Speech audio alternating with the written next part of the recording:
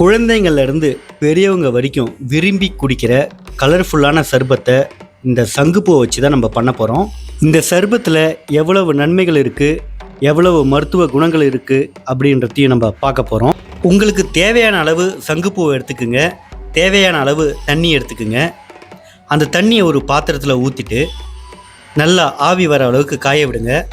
சங்குப்பூவில் இருக்க அந்த காம்பெல்லாம் கிள்ளிட்டு ஒரு டைம் கழுவி எடுத்துக்குங்க. கொதி வந்த பிறகு அந்த தண்ணியில் இந்த சங்குப்பூவை சேர்த்துடுங்க. இந்த கொதி நிலையில் பூவில் இருக்க கலர் பார்த்திங்கன்னா தனியாக பிரிய ஆரம்பிக்கும். பிரிய ஆரம்பிக்கிற வரைக்கும் நம்ம தண்ணியை நல்லா கொதிக்க விடணுங்க. இப்போ பார்த்தீங்கன்னா தண்ணியில் இருக்க கலர் உங்களுக்கு தெரியும். பூவில் இருக்க கலரு தண்ணியில் முழுமையாக பிரிஞ்ச பிறகு கொஞ்சம் ஆற விட்டுருங்க. ஆற விட்ட பிறகு ஒரு டம்ளரில் அதை வடிகட்டிக்கிங்க. கலர் எப்படி இருக்குது பாருங்கள், ப்ளூவாக இருக்குங்களா? குழந்தைங்களுக்கு இந்த மாதிரி கலர்ஃபுல்லான ஐட்டத்தை பார்த்தா ரொம்பவே பிடிக்கும். இப்போ சங்குப்பூடைய மருத்துவ குணத்தை பார்க்கலாம்.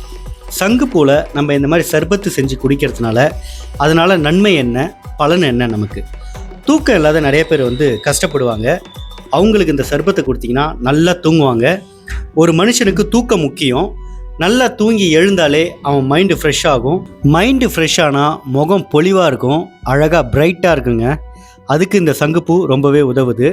இப்போது இந்த சங்குப்பூ தண்ணியில் பார்த்தீங்கன்னா நம்ம அரைமுடி எலுமிச்சம்பழத்தை அதோடைய விதைகளெல்லாம் எடுத்துகிட்டு பிழிஞ்சு விடலாங்க. பிழிஞ்சு விடக்குள்ள ஒரு அதிசயமான விஷயம் நடக்கும். நீல கலரில் இருக்க சர்பத்து பர்பிள் கலராக மாறும் பாருங்கள். மாறுதுங்களா? எவ்வளோ கலர்ஃபுல்லாக இருக்குது பாருங்கள். குழந்தைங்களுக்கு ரொம்பவே பிடிக்குங்க. அது பொதுவாக டீ காஃபி குடிக்கிறவங்க கூட இந்த மாதிரி ஒரு நாளைக்கு ஒரு சர்பத்து போட்டு குடிக்கலாங்க. சங்குப்பூவில் மட்டும் மருத்துவ குணங்கள் இல்லைங்க, இந்த மாதிரி பல பூக்களில் மருத்துவ குணங்கள் இருக்குது. அது என்னென்னு வரப்போகிற வீடியோக்களை நம்ம பார்க்கலாம். இப்போ இதில் தேவையான அளவுக்கு சர்க்கரை கலந்துக்கலாங்க. சர்க்கரை கலந்துக்கிட்டு டீ போல் சூடாக குடிக்கணும்னு ஆசைப்பட்றவங்க சூடாகவும் குடிக்கலாம். இல்லை ஃப்ரிட்ஜில் வச்சு கூல்ட்ரிங்க்ஸ் மாதிரி குடிக்கணும்னு ஆசைப்பட்றவங்க கூல்ட்ரிங்க்ஸாகவும் குடிக்கலாம். குடிச்சு பார்க்க போகிறோம், எப்படி இருக்குன்னு பார்க்கலாங்க. வாய்ப்பே இல்லைங்க. கடையில் ஆர்டிஃபிஷியலாக நீங்கள் வாங்குகிற ஜூஸை விட இது அவ்வளவு சுவையாக இருக்குது, உடம்புக்கு நல்லதும் கூட. இந்த மாதிரி இயற்கை எவ்வளோ விஷயங்களை நமக்கு வாரி தந்திருக்கு. இயற்கையில் என்னென்ன விஷயங்கள் கிடைக்குது, அதை நம்ம எப்படி யூஸ் பண்ணிக்கிறோன்றது தான் லைஃப்லே பெரிய விஷயம்.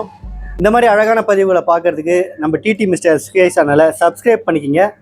மறக்காமல் இந்த வீடியோக்கு ஒரு லைக் கொடுத்துருங்க. இது போல் நிறைய குறிப்புகள் உங்களுக்காக வந்துக்கிட்டே இருக்குது. வாழ்க தமிழ், வளர்க விவசாயம்.